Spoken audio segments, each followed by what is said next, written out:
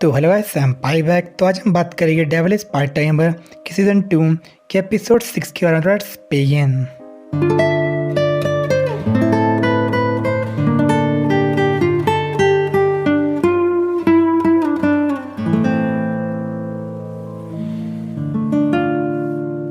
तो last episode में जो माओ, अमेलिया और बाकी सब थे वो जाते चोशी बीच में अमाना की हट में काम करने के लिए। और जो जगह थी बहुत फेमस थी फॉग के लिए, लेकिन जो फॉग थी इससे एलेक्स रेमस बहुत ज़्यादा डर जाती है। तो अमाना उन्हें कहती है अपने रूम में जाने के लिए, और जो एमिली और बाकी लड़कियाँ थी उन्हें वहाँ से खुद ले जाती हैं। लेकिन जो आशा था उसे फॉग में एक फिगर दिखती है, और जब अपने रूम में जाते हैं तो उन्हें चियो मैसेज करती है कि अपने वहाँ पे पहुँच गए थे, लेकिन जो अमाना थी वो कहीं फॉग में चली गई थी।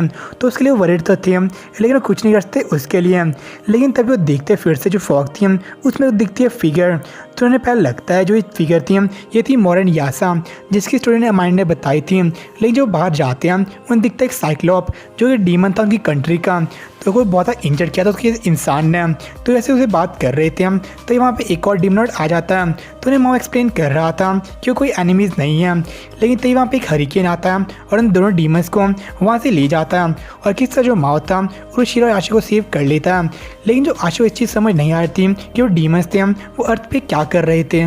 लेकिन जो माओ था इसे ज़्यादा सीरियसली नहीं ले रहा था, क्योंकि जापान में पहले से बहुत सारे डीमन लॉर्ड्स, एंजल्स और पता नहीं क्या चीज़ आ गई थी। और आशा को लग रहा था कि वो डीमंस थे उनकी लोकेशन को जान चुके थे, इसलिए वहाँ पे आ रहे थे उनको लेने के लिए। बट उन्हें एक बात अभी तक समझ नहीं आ रही थी कि जो डीमंस थे इतने पिटे हुए क्यों थे। और तभी उनके सामने एक और डीमन गिरता है जिसे माउस पहचानता है एज कैनियो, और वो बहुत ज़्यादा इंजर्ड था। और जो हरिकेन था वहाँ फिर से आ जाता है। लेकिन जो लूसीफर था अपने विंग्स को ओपन करके किस तरह उन सबको अंदर ले जाता है। लेकिन जो कैनियो समझ नहीं आ रहा था कि उसकी मदद क्यों कर रहे थे, एज जो माओ और आशिया था उसे ऑर्गेनाइज नहीं कर पा रहा था। लेकिन तब जो उराशिरा था अपने विंग्स को ओपन करता है, तभी जो कैमियो रिकॉग्नाइज करता है एज लूसीफर। और इसके बाद वो एल्शियल और डीमन लॉर्ड सैटर्न को भी पहचान जाता है। तो उसे माओ पूछता है कि वहाँ पे क्या कर रहा था, और जो डीमन रियाम था वहाँ पे क्या चल रहा था। तो इस पर जो कौमिया था माओ से माफ़ी मांगता है, क्योंकि उसकी एब्सेंस में वो डीमन रियाम को प्रोटेक्ट नहीं कर पाया था सही से। और जो डीमन रियाम था वही बहुत ज़्यादा चाउस में था। लेकिन इतना कहते जो कौमिया था वो ट्रांसफॉर्म होता है एक बर्ड में, क्योंकि उसके बाद जो मैजिक रिजर्व था बहुत ज़्यादा कम हो गया था। तो उसके बाद जो माओ और बाकी सब थे उससे कुछ नहीं पूछ पाते हैं। और इसी चक्कर में हम जो तीनों थे बहुत ज़्यादा इरिटेट हो जाते हैं, क्योंकि जो कैमियो था वो माओ ने उसे चार्ज मारा डीमन रियाम का, और उसकी जो अथॉरिटी थी बिल्कुल सेम थी एक डीमन लॉर्ड की।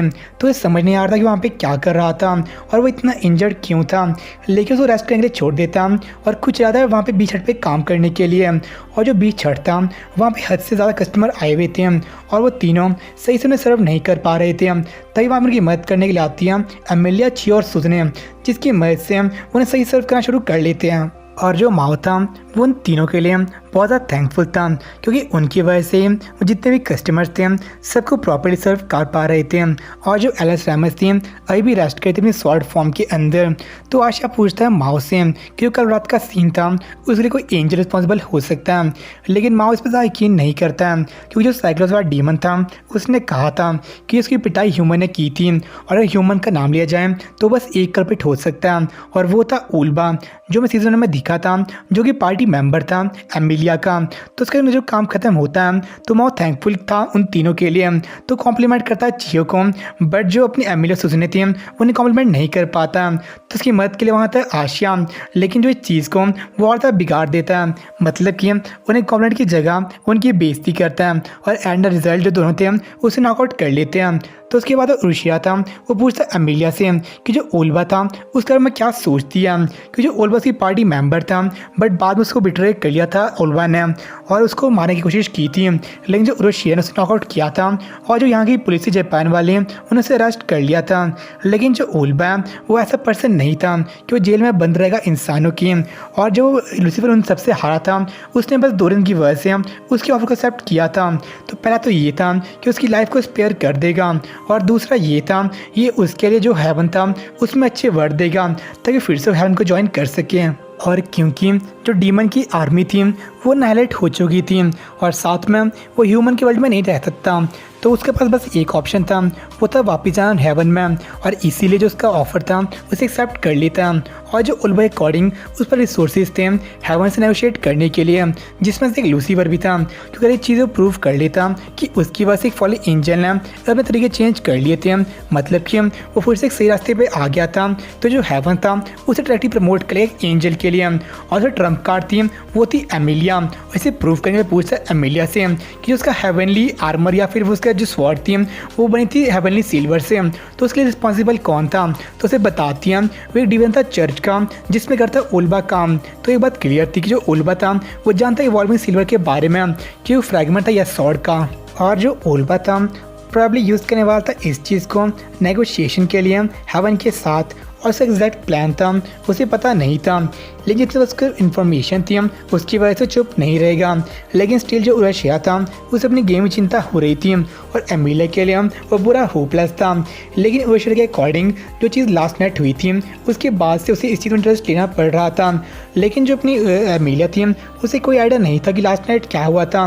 तो उसे सब कुछ एक्सप्लेन करता है, और इसका जो एलिस रैमस थी वो फाइनली उठ जाती है, और माओ बताता है कैमियो के बारे में चियो एमिलिया एलिस रैमस को जो अपने बर्ड की फॉर्म में था, और इसको देख के जो एलिस रैमस थी बहुत ज़्यादा खुश हो जाती है, और इंट्रोड्यूस करता है एज डीमन चांसलर कैमियो, जो कि चार्ज में था स्ट्रेटजीज एंड नेगोशिएशन के, और उसने बस अपनी इंटेलिजेंस की मदद से सर्वाइव किया था डीमन रियल में, और उसकी वजह जो डीमन आर्मी थी वो बन पाई थी। और इन्हें बताता 2 डीमंस के बारे में जिसने कल रात को देखे थे, और उससे बस एक चीज़ समझ नहीं आ रही थी वो इतने इंजर्ड क्यों थे, और इस सब चीज़ें जो एमिलिया थी बहुत सरप्राइज थी कि वो उन डीमंस को सेंस क्यों नहीं कर पाई थी। और इसके बाद जो माओ था इंट्रोड्यूस करता है चियो को अपने कैमियो को, और इसके लिए बहुत थैंकफुल था कैमियो, क्यों कि चियो ने बहुत मदद की थी माओ और बाकी सब डीमंस की अर्थ के ऊपर। और जब माओ इंट्रोड्यूस करता है एमिलिया और एलिस रैमस को as hero and cycle sword, इससे जो कैमियो था बहुत सरप्राइज हो जाता है और पूछता है वो माओ से कि वो क्यों काम कर रहा था हीरो के साथ। तो उसे माओ याद दिलाता है कि जो डीमन रियाम था वहाँ पे जो एल्शियल उसका पहले एनिमी था, लेकिन बाद में उन्हें साथ में काम किया था और पूरे डीमन रियाम को अपने कंट्रोल में लाया था।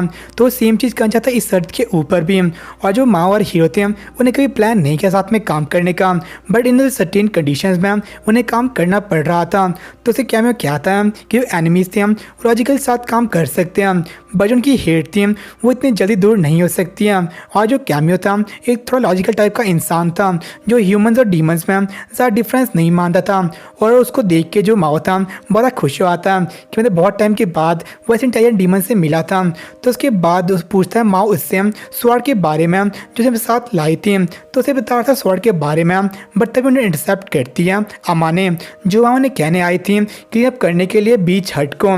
और जब माओ वहाँ पे जा रहा था तो उसे कहता है कैमियो कि जो अपनी अमाने थी वही ह्यूमंस थी जिसने डीमंस को इंजर्ड किया था, और उसकी पावर लगभग डेमीगॉड के समान थी, और जितने भी हरिकेन आ रहे थे वो उसके लिए रिस्पॉन्सिबल थी। और जो एपिसोड था यहीं पे एंड हो जाता है। तो जो आज का एपिसोड था वो काफ़ी सही था, स्पेशली जब आशिया उनकी तारीफ़ करने के बजाय उनकी बेइज्जती कर लेता, और जब एलिस रैमस थी अपोलोजाइज करती है कैमियो से। ये जो सीन थे काफ़ी सही थे, और जो उसका लास्ट का सीन था अमाने वाला वो एक तरह की मिस्ट्री टाइप को दिखाता है जो हमें काफ़ी मज़ा आएगा। तो देखते हैं नेक्स्ट में क्या होता है। तो आज तो इतना ही है, मिलते हैं आपसे नेक्स्ट एपिसोड में। तो बाय।